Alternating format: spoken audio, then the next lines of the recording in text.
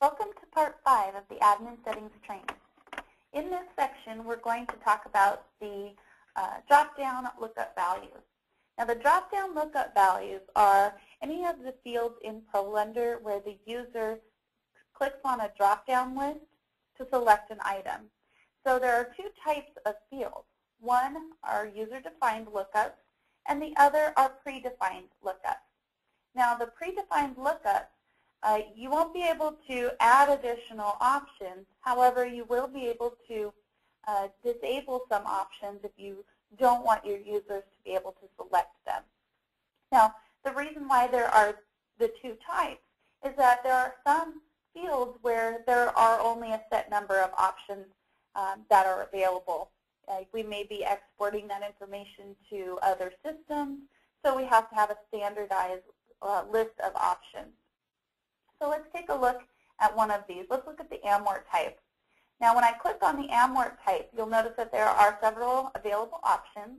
If I double-click on one of the options, I can see that I can't edit the description, though I can choose whether or not this option is going to be available in WebLender, and I can also disable it.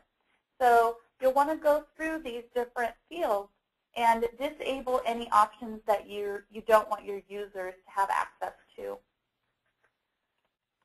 So all of these different fields work the same way: broker status, bankruptcy, all of these fields are predefined lookups. Now let's hop back over to our user-defined lookups. Now on this list, you can edit all of the options. You can disable them, or you can add more. So let's take a look at our approval types.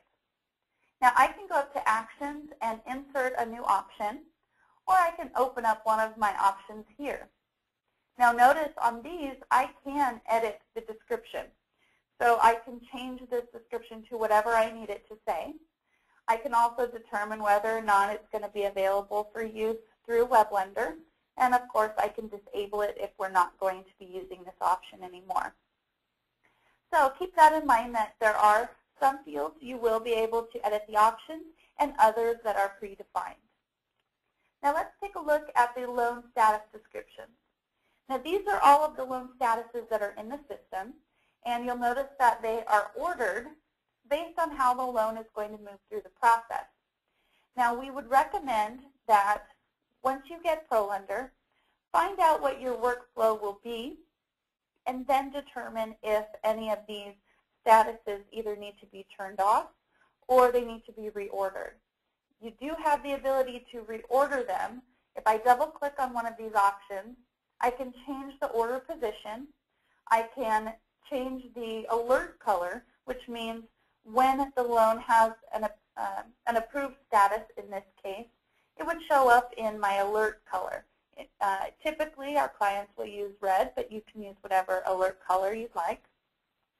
Or I can disable it completely. If you don't want a loan status of approved, you can disable it. Now, we highly recommend that before you change the order, that you contact our support department and go through what your workflow will be and why that particular loan status won't work in this order that's been defaulted. If you change the order and your workflow does not correspond with that order, it may cause your users some issues when they go to look at the loan status. Now, if I scroll down, you can see that I have disabled one of these loan statuses. So if you find that there's a loan status that just doesn't apply to the way that you do business, maybe it's confusing to your users with your workflow, by all means you can disable it. But again, we do recommend you contact our support department and discuss it with them before you actually make the change. We also recommend that if you are going to make a change to the loan statuses, that you do it fairly soon after implementing ProLender. It may become very confusing for users after they've been using the system for a while to not see a particular loan status. So definitely contact support if you have questions and you want to make changes to this list.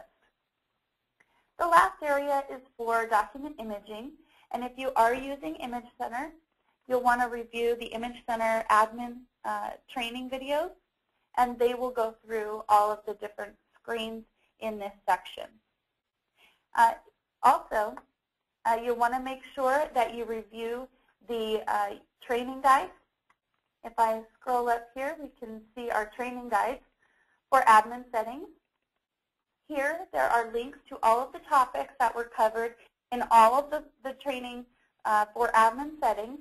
So if you have further questions, feel free to visit this admin settings training guide, and you can quickly find more information about all of the screens that we covered. So that concludes part 5 of the admin settings training.